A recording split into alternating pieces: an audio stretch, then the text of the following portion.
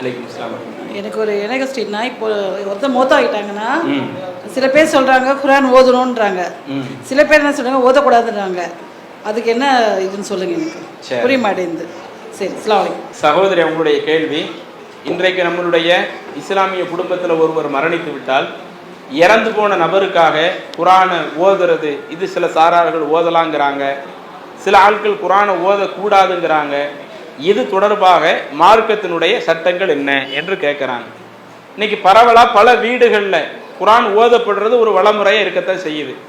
எந்த அளவுக்குன்னா, மௌத்தானவங்களை அடக்கம் செய்கிறதுக்கு சில மணி நேரங்கள் தாமதமானாலும் அங்கே அந்த குடும்பத்தில் யாரெல்லாம் குர்ஆன் ஓத தெரிஞ்ச பெண்களாக இருக்கிறாங்களோ எல்லார் கையில் குர்ஆனை கொடுத்து, நீங்கள் 2 ஜுசு ஓதிருங்க, நீங்கள் ஒரு 2 ஜுசு ஓதிருங்க, இப்படி ஒரு 15 பேருக்கு 2 ஜுசுவா பிரித்து கொடுத்தா 30 ஜுசுவை கொடுத்து முடிச்சிடலாம். அந்த வீட்டில் ஒரு குர்ஆனையே ஃபுல்லாக ஓதி முடிச்சிடலாம்.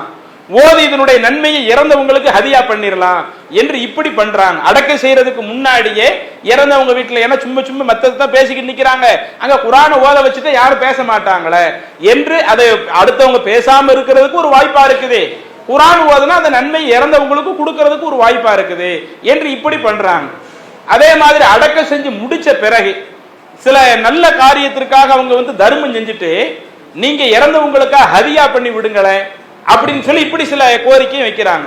இப்படிதான் கடந்த 2 வாரத்துக்கு முன்னாடி நம்ம ஜமாத்தில் உள்ள இஸ்லாமிய கல்லூரியில ஒரு நம்மளுடைய சமூகத்தை சேர்ந்த ஒரு சகோதரியும் ஒரு சகோதரரும் இப்படி நாங்க கல்லூரியில மதியான சாப்பாட்டுக்கு ஒரு நாள் பொறுப்பெடுக்கிறோம், அதுக்கு ஒரே ஒரு இது மாத்திரம் நீங்க செஞ்சிருங்க, இங்க உள்ள பசங்களை ஒரு ஹதியா மாத்திரம் குர்ஆனை ஊத சொல்லுங்க, இப்படி இறந்த என்னுடைய தம்பிக்கா ஹதியா பண்ணி விடுங்கன்னு சொல்லி நின்னாங்க.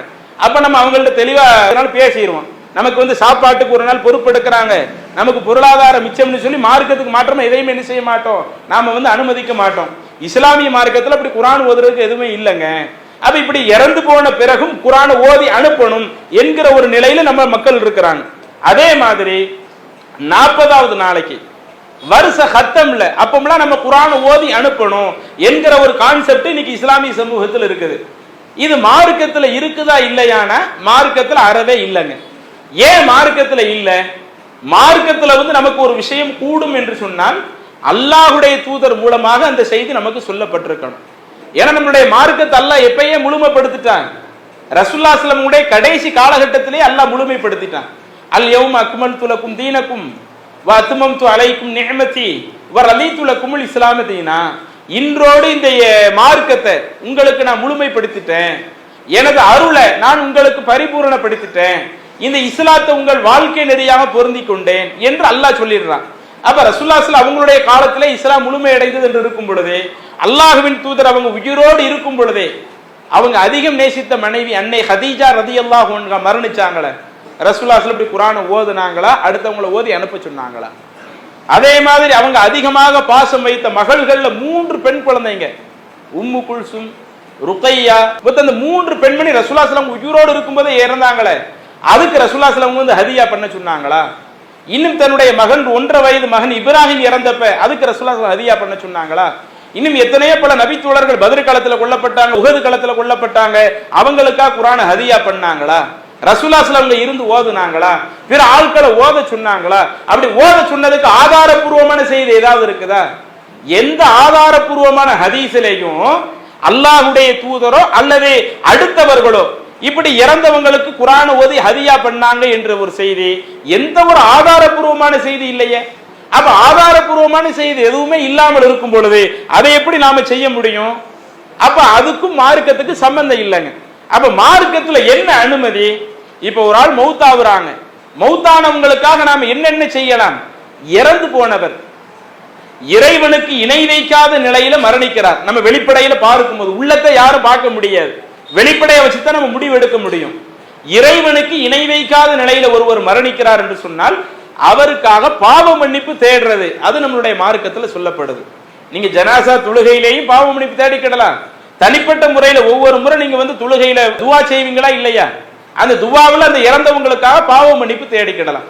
அதே மாதிரி இறந்தவங்களுக்கு நோன்பு கடமையான நிலையில இருந்து நோன்பு வைக்காம இறந்துட்டாங்கன்னு வைங்க, ரசூலுல்லாஹி ஸல்லல்லாஹு அவங்கள்ட்ட கேள்வி கேட்கிறாங்க, அல்லாஹ்வுடைய தூதரை இவங்களுக்காக நான் நோன்பு வைக்கலாம இறந்துட்டாங்கன்னு கேட்கும் பொழுது சாம அன்ஹு வலியுஹு, அவருடைய பொறுப்பாளர் அவருக்காக நோன்பு வைக்கட்டும் ரசூலுல்லாஹி ஸல்லல்லாஹு அலைஹி வஸல்லம் குறிப்பிடுறாங்க.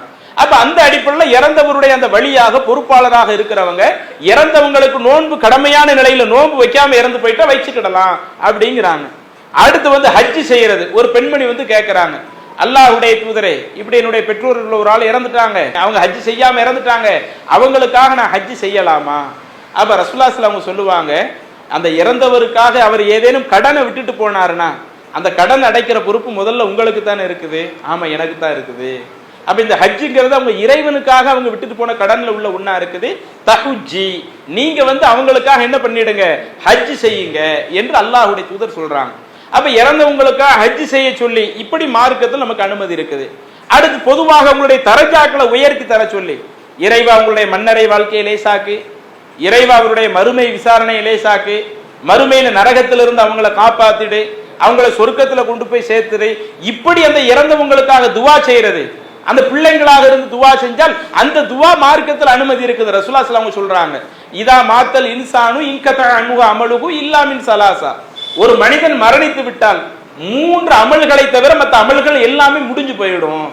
அந்த 3 தான் அவன் இறந்தாலும் அவனை பின்தொடர்ந்து வந்துகிட்டே இருக்கும்னு சொல்லும் பொழுது அதுல ஒண்ணு சொல்றாங்க, அவ் வலதின் சாலிஹின் யதுஉ லஹு, ஒருவருக்கு சாலிகான குழந்தை இருந்து அந்த குழந்தை இறந்து அந்த நபர் இறந்து போன பிறகும் அந்த குழந்தை அந்த பெற்றோருக்காக கையேந்துறாங்களே, துவா செய்யறாங்களே, இது அவங்க இறந்தாலும் அவங்களை பின்தொடர்ந்து வந்துகிட்டே இருக்கும். அப்ப இப்படி துவா செய்யறதுக்கு அனுமதி இருக்குது.